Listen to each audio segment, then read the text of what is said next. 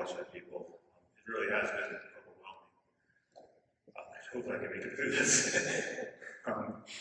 So a good friend of mine, Jim Adams, on hearing my dad's passing, wrote me a very nice email. It had all the grace and kindness that I come to expect from Jim. But I wouldn't go into the contents of his email. It was the title that struck me, greatness. The word great is thrown about often. But when we truly consider a great man or woman, often we think of conquerors, rulers, politicians, in modern times, maybe celebrities, or titans in industry. But recognizing there's some small chance I might be biased, I think my dad defines what it means to be great. He was an adventurer who taught me from an early age that there's a giant world out there to explore. I grew up with a waterfall in my backyard.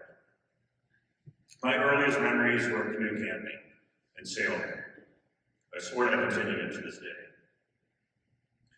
We traveled extensively and often by unusual means. Train trips through Mexico and Canada, sailing to New York City Harbor. Yet, while he was always ready to travel to amazing places, he never forgot where he was from. He was a Southerner through and through. We know this because no matter where he went, he brought a Southern accent with him. While in Mexico, we stopped at a couple places, Mazatlan and Chihuahua. Apparently, most people know them as Mazatlan and Chihuahua. I've never met anyone that could better be described as a people person. One of his good friends and insurance colleagues, Bill Crawford, was recently reminiscing with us about their early days in business. Bill said that at those times you had to do door-to-door sales calls. Everyone hated it, not my dad. Behind every door, there was somebody new to me, somebody with new stories, and somebody who certainly needed life insurance. My dad's first act when entering a restaurant was to scan the room and see if there was somebody there yet. In Greensboro, there almost always was. We were stunned though when we walked into a random restaurant in Manhattan, New York City, and the exact same thing happened.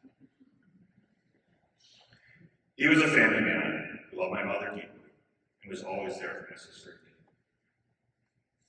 However, I'm not sure that some of his parenting techniques would withstand modern scrutiny. One of the games we would play, my sister and I loved, was that he would tie us up with a big heavy rope, set an alarm clock to a couple minutes.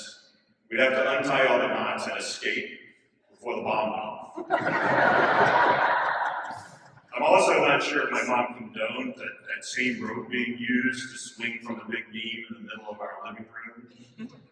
But somehow we escaped with neither emotional nor physical scars and had many great memories. There was never any doubt that we were number one in his hearts. Well, if you don't include his child books. And of those, there were many. Most recently, my dad helped me find my first child. Okay, Mom and Dad went to Knoxville, Tennessee to pick him up. Somehow on the way back, my mom got the assignment of driving while my dad held the younger ratio stop. He was a man of deep faith who loved this church and the fellowship it provided. Later in life, he was able to pursue his passion for woodworking. Pieces such as the bookshelves that he gave to his granddaughters and the shuffleboard tables in my home in Annapolis, Maryland will be constant reminders of his legacy. It's only unfortunate that he could have continued working for 20 to 30 more years, at which point we might have been able to justify the cost of all the woodworking equipment. I claim that all these things are attributes of greatness, but perhaps even more important was he was a happy, optimistic person. Even in the late stages of his fight with cancer, he drove my mom crazy, picking out uplifting music for his funeral. He wanted it to be a positive time, a true celebration of life, a time we remember the amazing life he led and how much of an impact he had on us. I wouldn't be who I am today without him. While I'll always listen, I count myself incredibly fortunate to have had him in my life.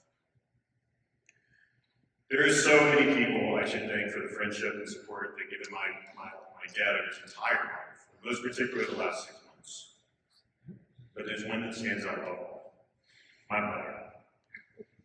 She has been a rock for us. The care she gave to my dad will never be forgotten. I'm humbled by her strength. Both have supported Dad through his illness and remembering the many good things they love you all.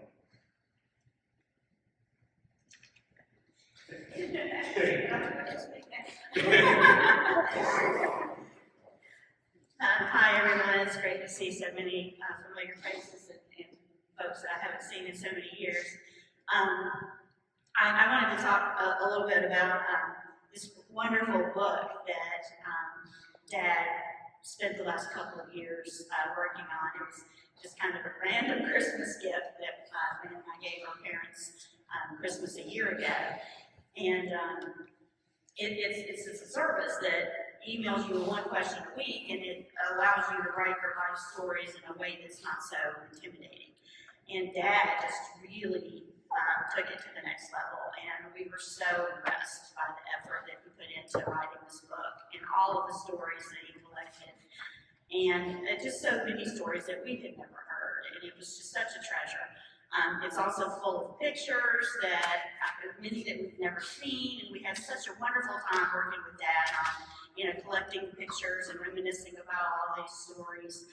And it's just really a true treasure. And he also, over the last couple of months, prior to him becoming so seriously ill, it was his mission to share the book and to go on, and he called it his farewell tour even, to go on this tour of sorts, having literally every meal that he ate with sharing it with someone and sharing the book. And he even was able to travel by plane. He and Mom went down to Atlanta to see his brother and family in Atlanta, Edmond. And we're so thankful that he was able to make that trip down and visit with Edmond and his family. And they had a great visit, and they didn't have any airport delays. I was really worried about them traveling by air these days, especially in Dad's health, but it worked out great.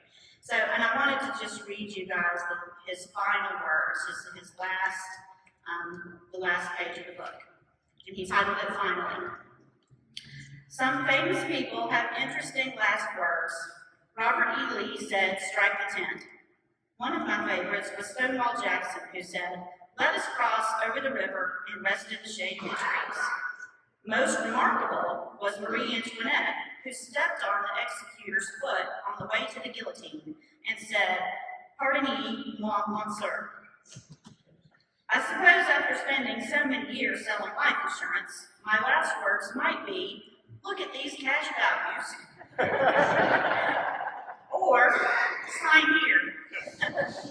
In any event, as a Christian, I believe I will be reunited with family and friends. Also, I am expecting to see all the dogs I have loved over my lifetime wagging their tails, greeting me.